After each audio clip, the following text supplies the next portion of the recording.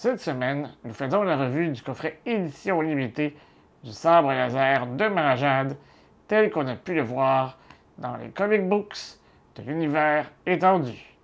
Mon nom est Dominique alias Lord Doom, et vous regardez Star Wars Artifacts.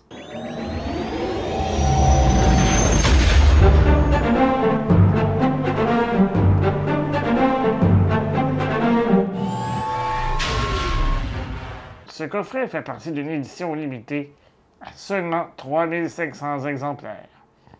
Il a été mis en vente sur Shop Disney en mars dernier au coût de 325 US.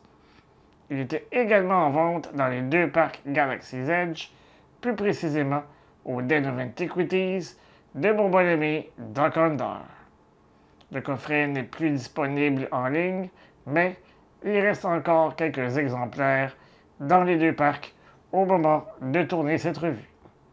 Bon, je sais que vous êtes curieux, alors sans plus tarder, passons à la revue. Comme c'est souvent le cas, c'est le boîtier qui m'a séduit et m'a poussé à faire l'achat. Ce dernier reprend le même format que ceux de Stellan Geos, qui est des Mundi et de Ren, dont j'ai déjà fait les revues. Sur des panneaux avant, on retrouve la moitié du logo de l'Empire d'un côté et la moitié de celui de la Nouvelle République de l'autre côté. Dans le coin inférieur droit, l'écriture Aurebesh dans la bande jaune signifie Legends.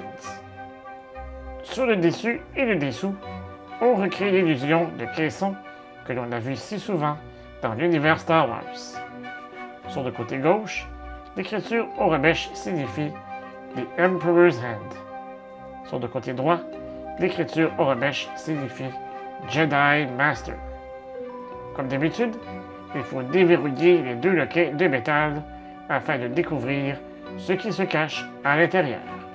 Une fois les panneaux retirés, on aperçoit le comic book intitulé Mara Jade by the Emperor's Hand. Il s'agit d'une couverture exclusive aux détenteurs de ce coffret. Une fois le comic book retiré, on peut apercevoir le certificat d'authenticité. Comme pour le coffret de Ren, le certificat est bilingue. On peut donc y lire Main de l'Empereur, ensemble lightsaber classique, Marajade. Au centre, on peut voir que j'ai obtenu le numéro 1154 de 3500. L'écriture Aurebesh tout juste au-dessus signifie Limited Edition. En bas, nous avons une courte citation de Marajade. L'important n'est pas l'héritage qu'on laisse, mais la vie que l'on a vécue. Une fois la mousse protectrice resserrée, on aperçoit le sabre. Avant de regarder le sabre de plus près, n'oubliez pas de vous abonner à la chaîne, de cliquer sur la petite cloche afin de recevoir les notifications et de liker la vidéo afin de nous aider à poursuivre notre travail. Vous pouvez également nous suivre sur les principaux médias sociaux à SW Artifacts. De retour à la revue. Le sabre est principalement conçu de métal brossé avec, évidemment, plusieurs éléments décoratifs. La majorité d'entre eux se retrouvent au niveau de l'émetteur. Tout autour de cette portion, on retrouve des bandes de caoutchouc noir qui nous rappellent bien sûr celles qui se retrouvent sur le sabre de Luke, hérité d'Anakin. On y retrouve également deux boutons noirs, dont un qui doit sans doute servir de bouton d'activation et l'autre de régulateur de lame. Si on tourne légèrement le sabre, on y voit deux lumières, l'une rouge et l'autre bleue.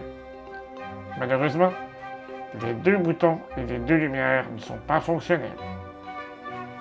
La poigne, au centre, se démarque par 5 lignes qui font le tour. C'est également sur cette portion que l'on retrouve le véritable bouton d'activation. Il suffit de le pousser vers le haut pour activer le sabre.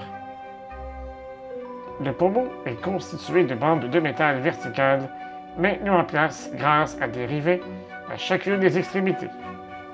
C'est également à cet endroit que vous retrouverez un anneau CoverTech afin de le fixer à une attache pour la ceinture. Il s'agit de la première fois que ce modèle de couleur bronze est utilisé.